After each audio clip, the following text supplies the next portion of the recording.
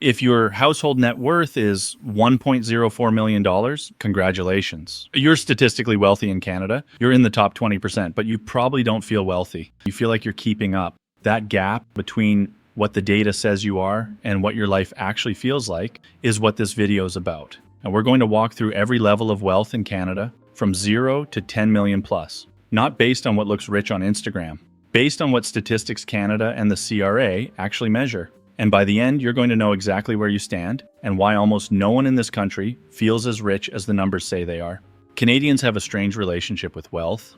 We don't talk about money the way Americans do, and we tend to assume that anyone with a paid-off house and a cottage is doing fine, not wealthy. But the data tells a different story. According to Statistics Canada's most recent survey of financial security, the median Canadian household net worth is now $519,700. That number has more than doubled since 2005, mostly because of housing. The problem is that wealth is locked up. You can't spend your kitchen. That disconnect between paper wealth and actual lifestyle is the reason this video exists.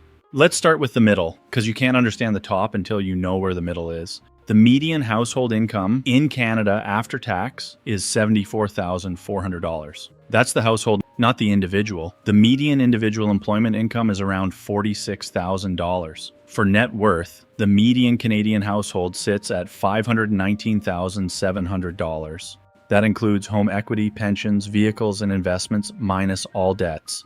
If you're at those numbers, you are the center of the country. Everything we're about to talk about is measured relative to you. Let's start at the bottom and work our way up. The bottom 20% of Canadian households have a median net worth of just $11,300. This is renters, students, new immigrants, people in early career, and people who've had financial setbacks. Lifestyle here is week to week. Most discretionary spending, vacations, dining out, hobbies, is borrowed or skipped entirely. The next tier, households between the 20th and 40th percentile, have a median net worth of around $265,000.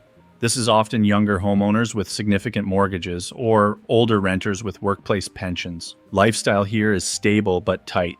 A used car, a domestic vacation every couple of years, no real cushion if something breaks.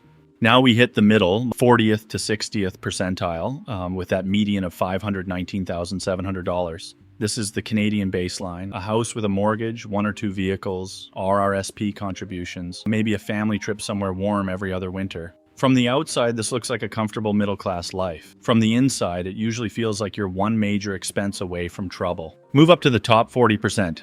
Households with a net worth above roughly $900,000. Now you're in territory where things start to feel different. The mortgage is manageable. There's money going into TFSAs and RRSPs every month. Vacations are international. Vehicles are newer. The top 20% of Canadian households crosses the $1 million net worth line. $1.04 million is the threshold. This is the doctor and the teacher, the 2 engineers, the small business owner, the senior manager with a defined benefit pension. From here up, you can talk about wealth in any real sense. The top 10% of Canadian households have a net worth of $2.2 million or more. You're now in a position where you could likely retire in your late 50s if you wanted to. The house is paid off or close to it. You probably own a second property, a cottage, a rental, or a condo for the kids. The top 5% crosses approximately $3.4 million in household net worth. This is where things start to look like what most people picture when they hear the word wealthy. Multiple properties, significant investment portfolios, private school tuition without strain, international travel without budgeting. The top 1% of Canadian households have a net worth of around $7.7 million. On income, the top 1% threshold is $271,300 in annual income. This is the surgeon married to the lawyer household, the successful business owner, the senior executive with stock options that actually vested. Above $10 million, you're in the top 0.5% of Canadian households. You're now in a different category entirely, wealth that compounds faster than you can spend it, properties in multiple countries, full-time financial advisors. There are roughly 90,000 households in Canada at this level or higher. Here's where it gets interesting. You'd think the top 1% of Canada is comparable to the top 1% of any wealthy country. It isn't. The top 1% in the United States starts at a household net worth of around $13.7 million US dollars, nearly 19 million Canadian dollars. Our top 1% threshold is less than half of theirs. The flip side is the middle. Median household wealth in Canada, that $519,700 figure, is higher than in the United States, where median household net worth is roughly $192,700 US. Canadians are wealthier in the middle and less wealthy at the top. Why?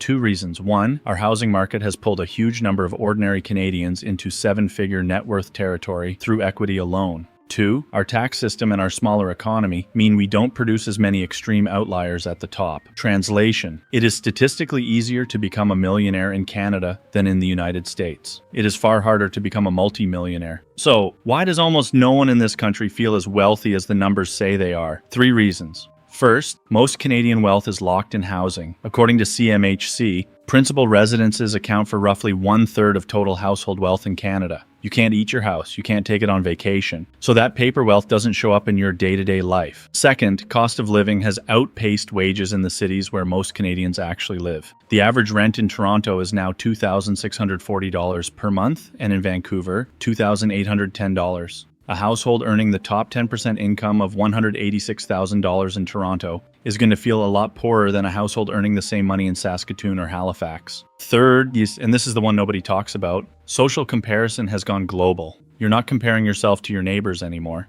You're comparing yourself to people on your phone, many of whom are showing you a curated version of their life or running an entirely different financial model that involves debt you can't see. So you can be in the top 10% of Canadian households by net worth and still feel like you're falling behind because the people you're mentally measuring yourself against aren't your neighbors. They're an algorithm. Here's the reframe. If your household net worth is over $519,700, you are wealthier than half the country. If it's over $1.04 million, you're in the top 20%. If it's over $2.2 million, you're in the top 10%. Those are the numbers. They don't care how you feel. The actionable piece is this. Pick one number, not five. One.